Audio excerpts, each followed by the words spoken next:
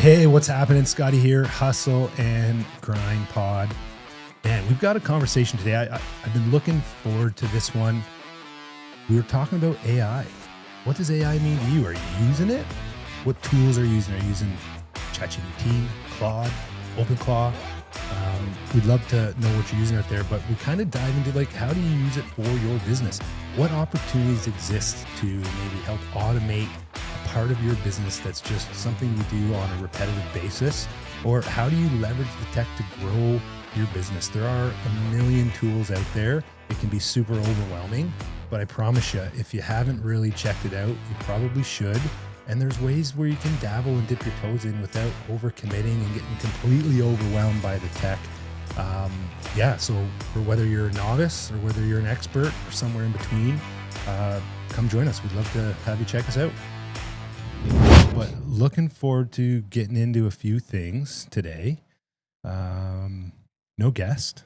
No, just us, just two of us. Just jamming. So sorry to disappoint you guys who are looking for a guest today. Sorry. But you're going to have to put up with us two knuckleheads. Yeah. I want to talk about AI. You know, that means different things to different people. Yeah. Your business is dabbling and has been, I don't want to say dabble as in like, what's this new shiny toy? We're going to start playing with it. But, you know, there's just so much hype and noise and buzzwords and Claude this and OpenAI that. And AI is just this massive box. And I know some business owners are technology resistant, and AI is probably intimidating to a lot of people. Oh, 100% it is. Because, I mean, it's moving so quickly. I'm glad we're going to have this conversation, actually, because it is something that is, I'm spending, I would say probably 80% of my days on, right? I mean, as a digital marketing agency and, how we've always been an SEO company, but now you have this AEO that's come on board. And this is going to be good because I think we're going to probably shed some light on the AI conversation. By no means am I an expert. I've got a team of experts, obviously, that I learn from every day. So I do have some knowledge to share. And there are some, kind of nuances or there's a lot of misinformation. I think you said it right when, I think AI is intimidating. It can be intimidating. It's this kind of like moving rocket ship. Yeah. And it's hard. Like how do you even? Yeah. How do you land on an object that is moving at 1,000,000 miles an hour? Yeah. And not rip your arm off? So I'll kind of go back a little bit on this. So the whole AI thing, a lot of people know AI through ChatGPT, right? I've got buddies and we send each other, stupid inappropriate pictures, images. yeah, of and it's like, that's great, it's fun, and then it ends there, right? And I think a large part of, in particular, ChatGPT is that when it kind of came on the scene, what we have to understand is that when it came on the scene, it was typically in beta, so you had millions of people, billions probably, going on ChatGPT. I don't know the numbers, don't quote me on that. And it was kind of in this beta test, and it wasn't great. So you didn't have an awesome experience with it, especially from a business point of view. When you're trying to use it as a tool, and say you're looking to create like a pitch deck or something like that, it would take like 20 iterations to get to where you wanted it to go. Yeah. And even from a personal point of view too, if you're using it personally, you're like, yeah, okay, I can ask some questions, and it kind of gives me an answer.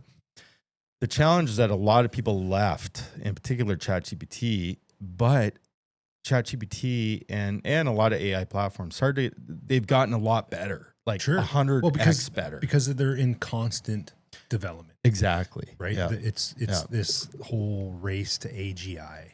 right? And Yeah. and these big players are investing billions of dollars into their infrastructure. Like these guys aren't even making money. It's crazy how No, much I their know. revenue is. They're but losing money. They're not even making No. money. There's so many variables and parts to this equation that, you know, and we're not going to bore our listeners with like the nitty gritty of like data centers and, you know, GPUs and like, cause you can go down that rabbit hole, but you're right. Like initially, you know, the iterations piece. So for some of you who might not even have used ChatGPT or maybe you have, and what Ryan's talking about, like a big part is prompt engineering. Yes. So explain that. Over time, I've just gotten better at engaging with the tool, right? Garbage in, garbage out. So the more thoughtful you are and the more you're able to articulate your needs or your wants or your goals or whatever it is you're trying to get out of the tool, the better you're able to prompt it and give it instructions, the more you're able to leverage from it. And I think early on for me anyway, the number of iterations was a result of my weak effort. And it was a learning curve. So I encourage you, those out there, like, you know, nobody expects you to be a prompt engineer overnight, but there are tools and resources out there where you can understand what a prompt should be, can be, right? But you're right though. The tools themselves have gotten better, especially on the image piece or like the creative piece. Where like it was spelled words wrong. 6 fingers, fucking all the weird shit that people were talking about. Right. And for sure, in those cases there was some improvements to be had, and now it's getting very impressive, very obnoxiously impressive. It is to a point where most businesses should be really considering this, you know, in using AI tools for sure. And, you know, the challenge from a commodity B2C kind of just everyday tool is that a lot of people did leave. They left these platforms because in the beta testing, it was like, well, now what am I going to do? But as they've left and as it's gotten better, the challenge now is to bring people back into these platforms because, hey, it's way better. It's not going to take 20 iterations to get what you need. It's going to take like 1 or 2, and it's going to actually be awesome in what you need. So that's part of the AI conversation now in terms of, and you talk about, you know, how valuable it is and that sort of thing. And the value right now, and people might think, well, why are they doing it if they're losing money? Well, the value is to get as many people on as possible, right? And then you spread that cost over the millions or billions or whatever amount of people that are on that are actually using the platform. That makes the platform valuable.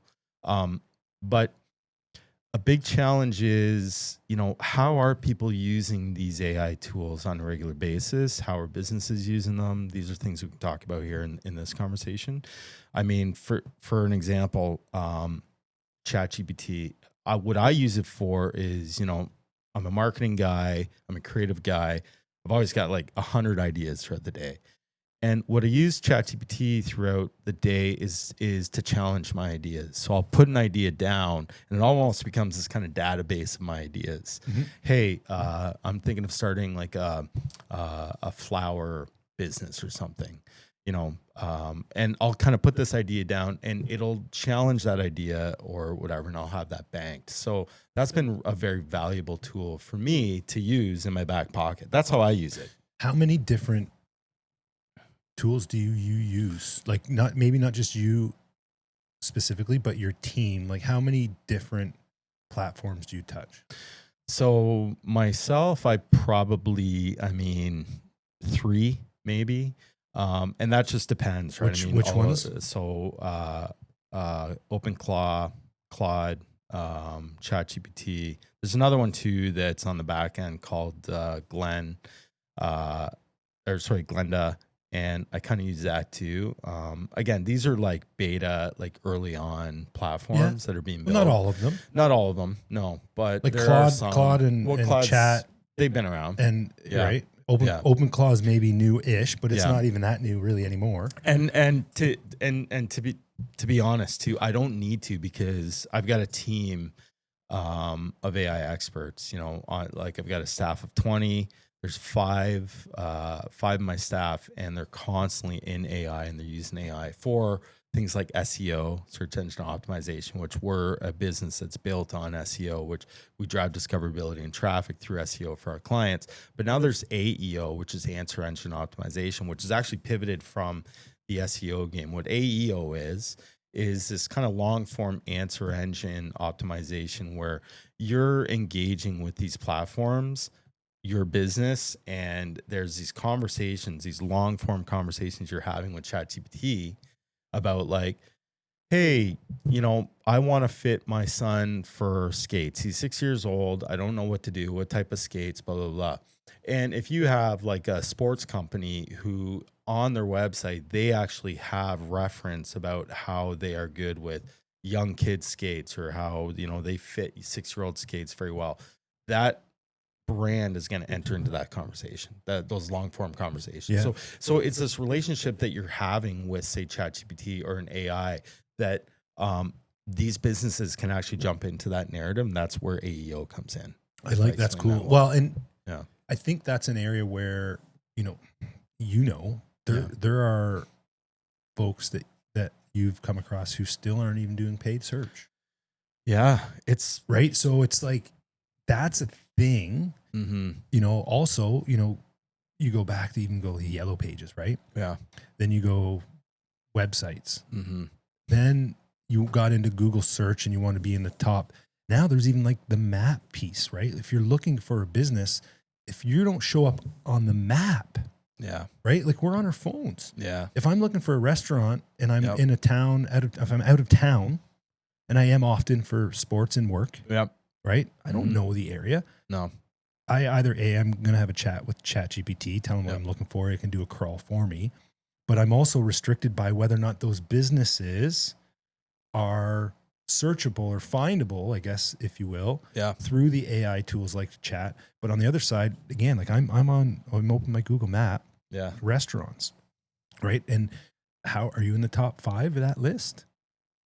And most of those people who are probably there by accident. Yeah, so, man. Like there's little ways that you have to think about your business and how people are finding you as a business or businesses like you. And are you even in the game? I mean, it's good you brought that up, because a key point to that is discoverability. And to your point too, Scott, like these blind spots that exist that we talk about a lot, a big blind spot right now that businesses don't pay attention to is their Google business profile. And it's exactly what you're talking about. Allowing people to discover you through like finding your actual physical location. And there's a lot that you can do with the Google business profile, but a lot of businesses just don't even pay attention to it, or B, haven't even set it up. So for those of you out there listening, are you scratching your head going, what the hell is a Google business profile? And if you are, some good news is, and you don't have to hire Ryan to set it up. No, you do it yourself. It's available to everyone, to every business owner. But again, if you're not even paying attention to it, you don't even know it's there. And the other thing too is that Google will actually set up an automatic Google profile for your business. And sometimes that information could be wrong. It could be outdated. Maybe your hours are outdated. So if you're not controlling that even worse than not being found, it's giving the wrong information. Yeah. And have you seen it too, where if you're on there, it's like, is this your business? Yeah. Claim your business, right? Claim because your business, so like even when you're just out there searching for shit that there's for sure businesses locally that haven't organized their profile. Yeah. 100%. So low hanging fruit there immediately, fruit, right? That's something you could do in a few minutes, right? Yeah. And maybe you're not that tech savvy, and there's probably lots of business owners who go, that's way over my head, I can't do it. It's like, well, if you can scroll through your reels and or your feed on TikTok or Instagram, you can figure out how to set up your Google profile, because there's lots of people who can show you, who've posted a video about it and showing you how to do it anyway. Yeah, I like how you say low hanging fruit, because even when you talk about AI, there are some low hanging fruit aspects of AI, and the stats show that I think over 85% of businesses are not using AI, and there's some reasons for that. A, like we talked about, it can be a little bit intimidating, or B, they just don't know how to enter that. They don't know how to enter into these like AI tools. They don't know how to bridge that gap between an AI tool and their business, right? And there's some easy ways you can do that. I mean, you can and I shouldn't say easy, but you can effectively integrate, say, an AI chatbot or something like that. Though these chatbots have been around for a while. Sure. And you don't have to be a rocket scientist to integrate a chatbot into your business. And the advantage of integrating a chatbot is that this chatbot or this AI agent is available 24/7. So if I'm 2 a.m. being like, hey, I wonder where I should go for breakfast or whatever, right?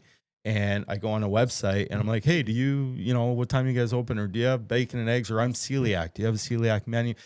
You have an AI agent that is preloaded with all these answers to all these questions, these FAQs, frequently asked questions. That's an easy layup. Like that's a layup that you're talking about, that every business should at this point have an AI agent. But again, sometimes business owners, well, they're too busy, or, they just don't know how to enter into, I could get my 16-year-old daughter set up an AI agent for any business. Again, you don't need to hire a big fancy agency like myself. So AI in itself is, you have to think about AI as not us versus AI. It's you.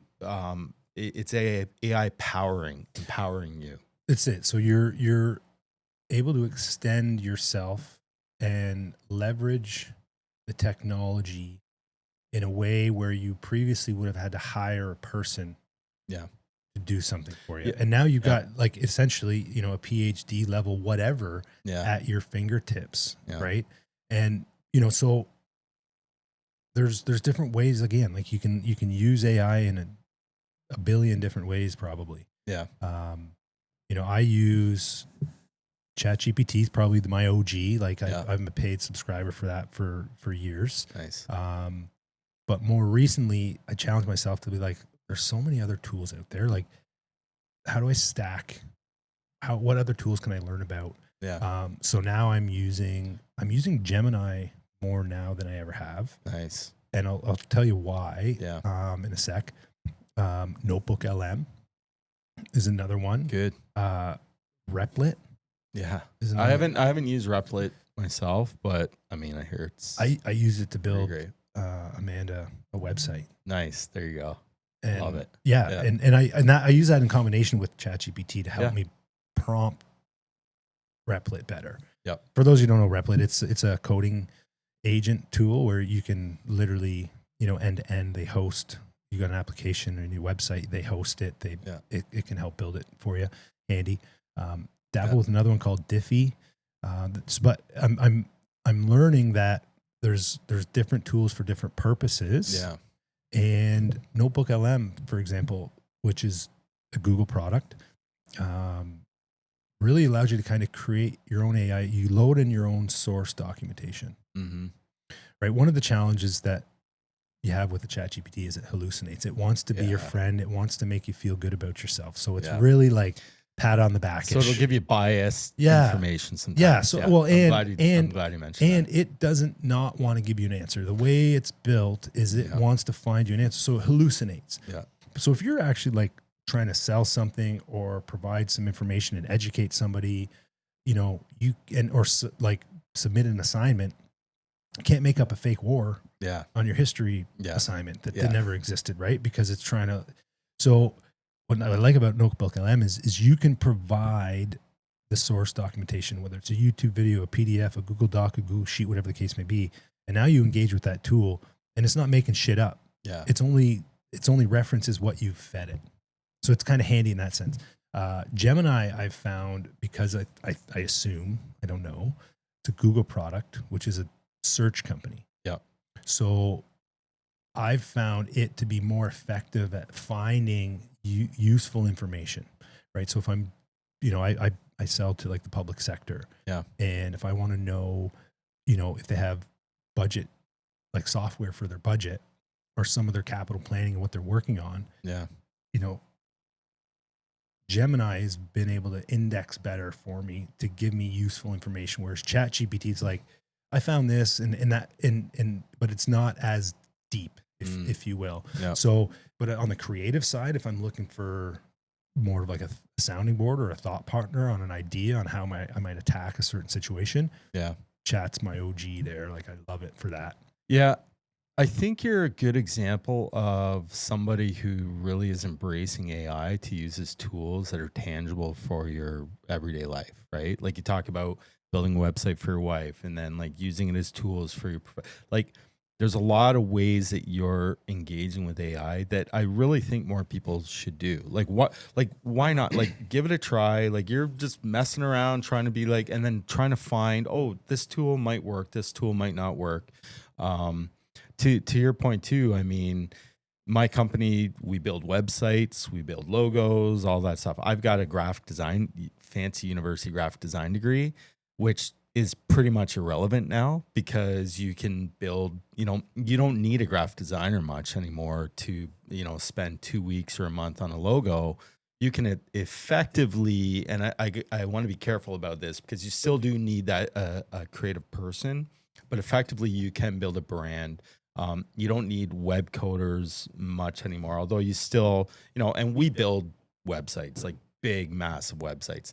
But what AI has allowed us to even do as a website company is start quicker and allow the client to see examples quicker instead of like spending a week or two to just build out a framework of a website. We can spend days to build out that framework, show that client.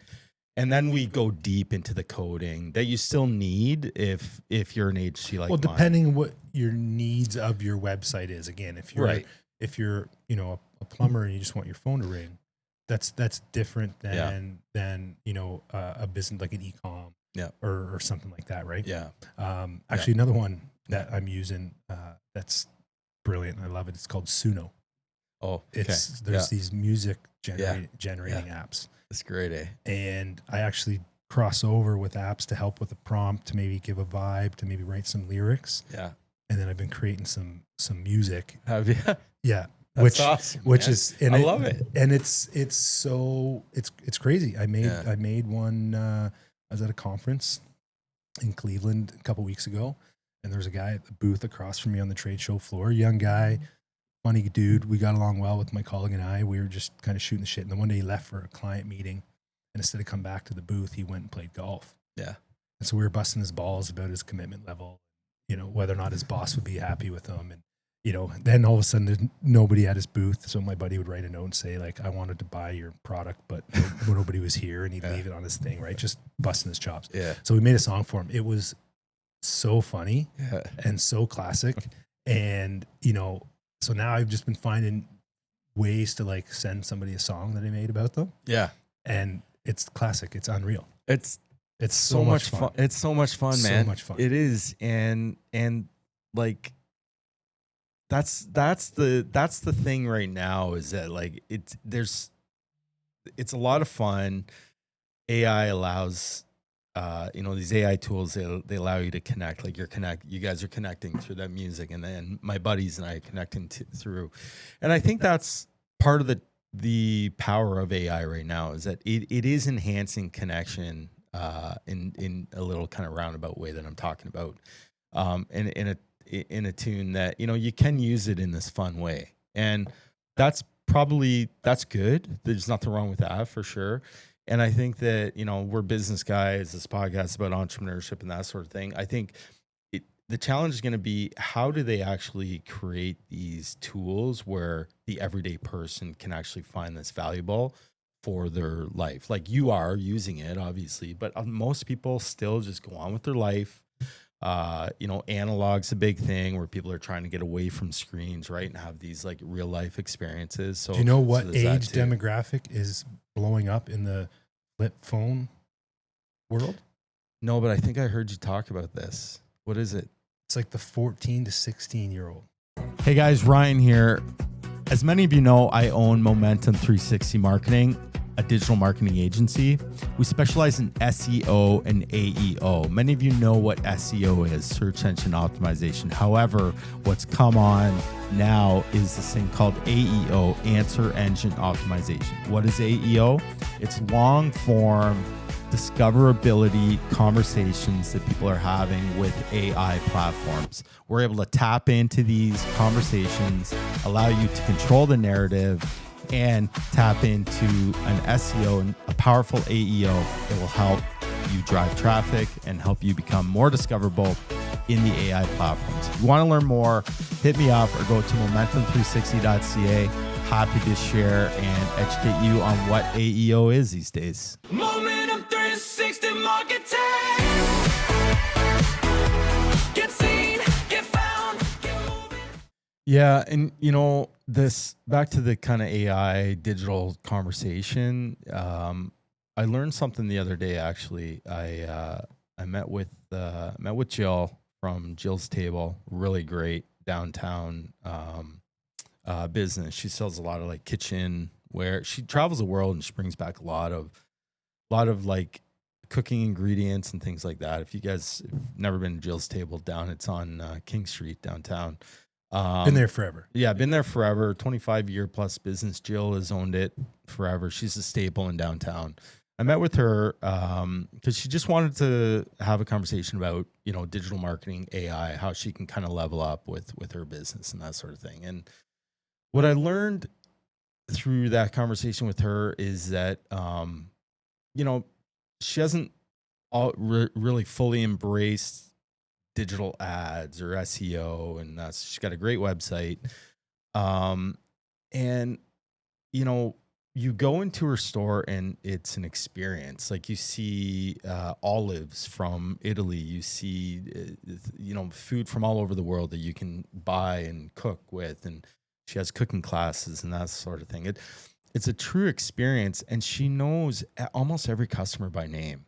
You know, you have these business owners, they've been around for a while, and just intuitively the basics of talking to a customer, knowing your customer, knowing what they may want, can become overshadowed with so much AI and so much digital. Sure. That, and again, like I'm in the digital space. I'm in the business to drive traffic and drive discoverability to any business. And that needs to happen. But at the same time, if you're not identifying your customers and understanding and knowing your customers, like in person, in real life, there's only so much that digital is gonna take your business, Sure. right? And she has a massive loyal following of customers that just come to her, you know, weekly, monthly, yearly, that sort of thing. Colin Hopper and Social Sports, same sort of thing. So Yeah. you have these businesses. There's these analog experiences that I think a lot of people underestimate. And you know, you have this AI conversation, but in real life, how is your business really? Well, acting? I don't know if anyone's done it in London yet, but I can almost predict it's going to happen at some point. But it's a restaurant or a club or some sort of social scene where you'll literally lock your device up on the way on the way in the door. Yeah. And people will want to go do that Yeah. because, as crazy as it sounds, that's unique. Yeah. Absolutely, man. And For sure. and I think the pendulum Yeah. hopefully is slowly starting to kind of swing back a little bit. Yeah. We've allowed corporations to hijack our attention. Mm. I'm guilty of it. Yeah. Like guilty every single day. I don't, you know, Yeah. I'm conscious of how much time I spend on my phone. Mm. I mean, I use it for work, and that's one thing, you know, I'm not ready to go to the flip because the device affords me a flexibility in my job, Yeah, of course. my life as a husband, as a father, as a coach, as a Yeah. board member, as a volunteer. Yeah. It allows me to be in, you know, different places and still manage different things where I don't have to, you know, be like I can send somebody a Google Sheet. I can, you know, update a permission on a Google Sheet for somebody remotely. Yeah. I don't have to be at my desk, you know, so there's, I trust me, love the device, but Yeah. the distraction that a lot of these tools or, you know, apps on your phone have is a real thing. And I think many people are starting to get wise to it and think are so. pushing back. Yeah, I think so. And it's, you know, it's like trends come and go, and, you know, all these things will, people are going to jump in early and then lead, like I said earlier, the beta of the ChatGPT craze, and people have left.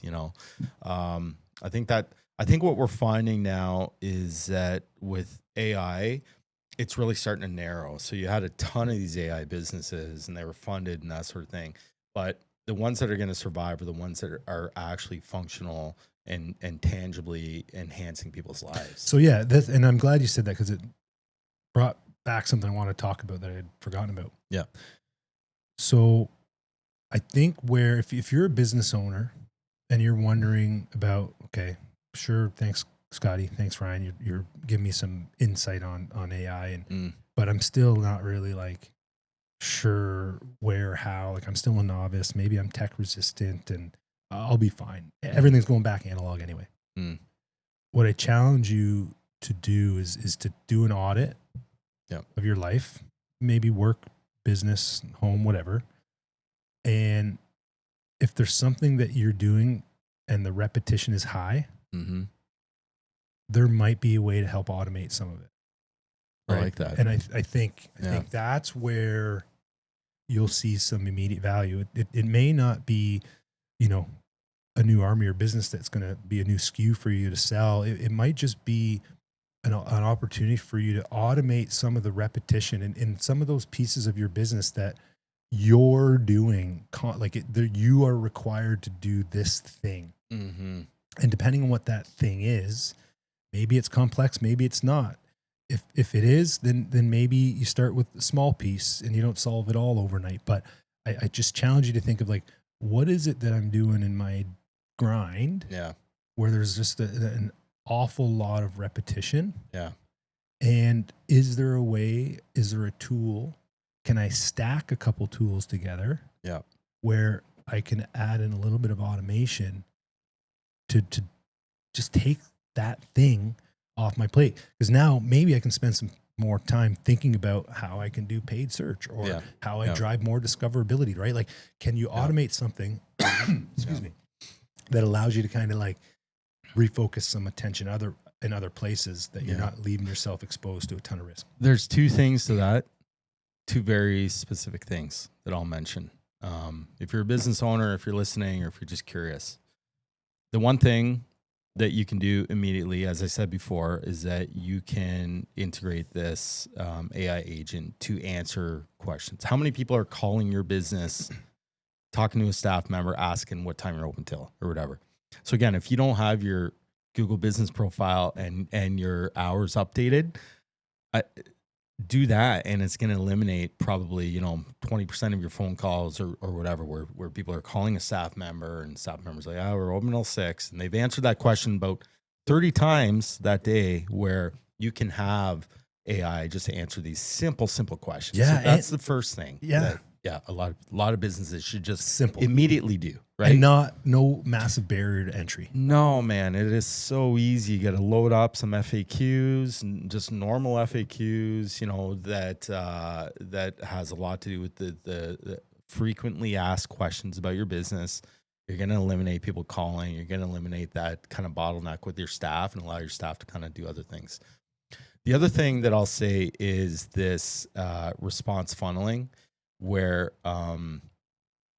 so many businesses don't have this have the response game intact. And what I mean by that is, say I need a painter for my office or whatever, right? And I'm literally just on paint website. I've emailed or whatever. I've emailed maybe 5 different paint companies. You can automate a response really quickly through text or through email or whatever that may be. And so many businesses just do not do that. And it's so simple to do. If I need a painter, I need a painter now. And if you're not getting back to me within 10, 20 minutes, I'm probably moving on. And so speed is really, really effective in terms of obviously closing the deal. Everyone knows that. But that's where AI is going to enhance your speed of response to make sure your funnel's close and you're getting back to Yeah. inquiries, right? Well, and it goes back to that, like, look in the mirror, right? And that little Yeah. self audit. Yeah. Listen, if you're on the tools, Yeah. it's okay if your wheelhouse isn't communication and like correspondence. Yeah. You know, you're on the tools. That's your expertise, and that's okay. Yeah. But like you said, like response thing, like sometimes it's like a response. So give you an example. The Tesla. Yeah. Okay. Like I've been, Elon, everybody knows Elon. Yeah. There was a time where they had promised the shareholders X number of volume of units that were going to be sold. Mm-hmm. And they were in a massive crunch and weren't even anywhere close. They needed like 12,000 and they had sold like 95. And my numbers are probably off a little bit. Yeah. But one thing that when somebody came in, did a bit of an audit, and they just went and secret shopped the Tesla locations. He went to call it 9 or a dozen locations, test drove, made fake emails for, exactly probably what I'm talking I know. about. Yeah. I love that you're telling this. This is awesome. And what he found was not a single store followed up with him. After the test After drive. his test drive, after his visit to the store, he's exchanged their information. He's engaged with them. He's genuinely interested in buying a Tesla. And out of like a dozen stores, not a single follow-up call. So again, problems with the incentive, which was to, again, encourage the test drive, thinking that get people in the car. Of course, you can blow them away with the space technology, right? And great, but nobody followed up. And then when they implemented mandatory follow-up overnight, they hit their quota. Yeah. Like it was like something so simple that is overlooked by such a massive company. Yeah. With such high stakes. Like we're not talking about those types of high stakes here where you're maybe got shareholders that you got to report to. Yeah. But man, if you can find a way to just respond a little faster to somebody who's inquiring about your business, and if that's not your strong suit, leverage a piece of tech that can automate Bingo. a piece of that. Bingo, man. Like, what are we waiting for? Yeah, no, and that's exactly you nailed it for sure. And to your point too, you're like, hey, the guy that's on the tools, he's listening to us going, yeah, well, how the hell am I going to call people back when I'm on the tools, 10 hours a day? Again, implement this pretty accessible piece of technology where it's like a response technology or something like that to respond in your absence while you're on the tools. And then at the end of the day, check that up and follow up with those leads. Right. So I never want to say easy, but it's extremely accessible. And I know AI can go very deep. And I have AI experts on my staff, and we are learning some crazy shit that is going to be really, really effective with businesses and helping them be discoverable and that sort of thing. But I think what we're talking about here is those kind of like that easy, low hanging fruit, like what you talk about. Yeah. Don't try to start building a full AI tech stack. No, on day one. There's too much shit to siphon through. Yeah. Like pick a tool, play with it, watch a YouTube video of somebody explaining, the basics of that tool. Yeah.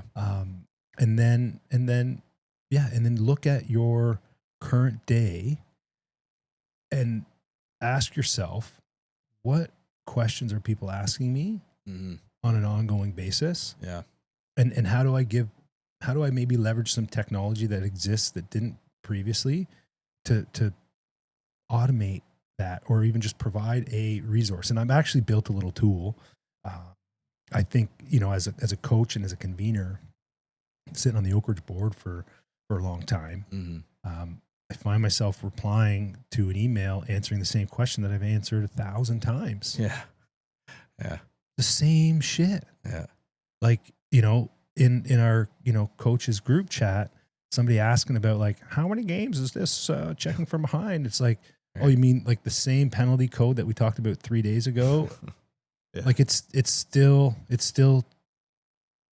3 games. Like it was 3 games last week. Like, but why are we having this conversation? So I built a little beta tool that will allow coaches and conveners to get the information they need. So Nice. they don't have to bother me with That's it. awesome, man. Yeah.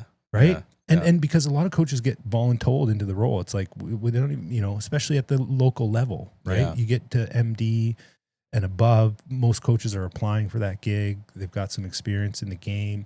But at your house league level, which is arguably what keeps these local organizations going, like those are our core clients, you know, those coaches are left a lot of ways to their own devices. Yeah.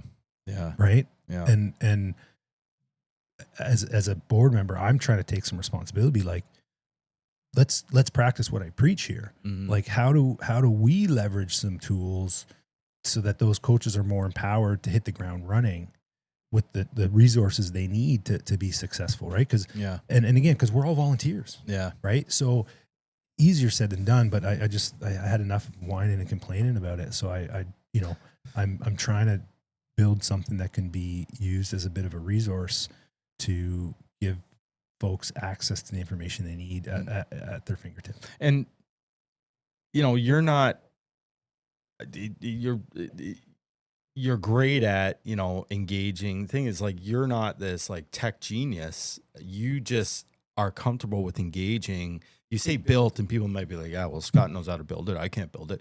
But like, it's really just because you're familiar and comfortable with these, with engaging with these platforms. So Yeah, and you don't have to be this like web, like coding genius, you know, you can No. just be like regular guy being like, I need this tool to help my regular life. And which is what you've done. and some time and some patience, right? Yeah. And then understanding that you don't have to know it all. Yeah. And that these tools are pretty goddamn spectacular Yeah. in telling you what you need to do next. That's true. Or Yeah. like taking a screenshot and I'm like, Point. I don't see the button you're telling me to click. Yeah. Like, snap the screenshot. Oh, you're right. They've updated their UI. You try clicking over here and do that. It's like, It'll oh, there yeah. it is. Yeah, right. yeah, Whereas like so many people go to a site and they're like, Yeah. what? Where do I go? What do I do? And I'm like, Yeah. screenshot. Where do I go? What do I do? Yeah. It's like, oh, Yeah. try this, try that. Right. Yeah. And so, yeah, you require some time, you require some patience. You know, but at the same time, why not? Why not? Yeah.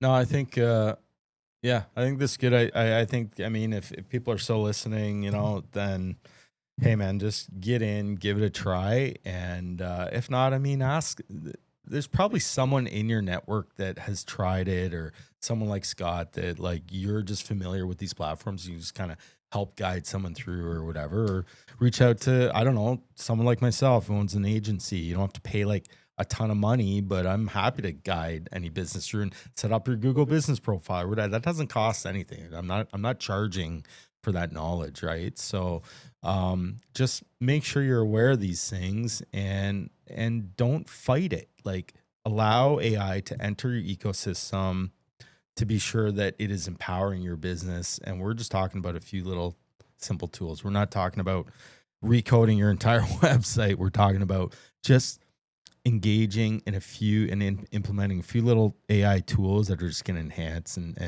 make you more effective. For sure. And if for anyone listening who's got and willing to share a story, send us a note. Let us know. Let us know, because there's got to be some of you who are using the tools. Yeah. Right. Like, Yeah. I hope so. I'm sure there are. So let us know what you're doing, what's working, what surprises, you know, if you've got any funny stories of shit that went sideways, then, you know, happy to hear that too. Pretty good.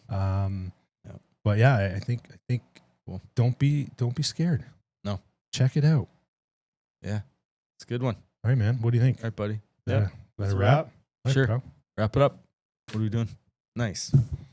You got to do that. You got to do. Yeah, we got it. Another great episode. Thanks for joining us. Please support our podcast. By supporting us, you can go to YouTube, follow us on Facebook, Instagram, go to our website, hustleandgrindpod.com. That way you can go and you can apply to be a guest.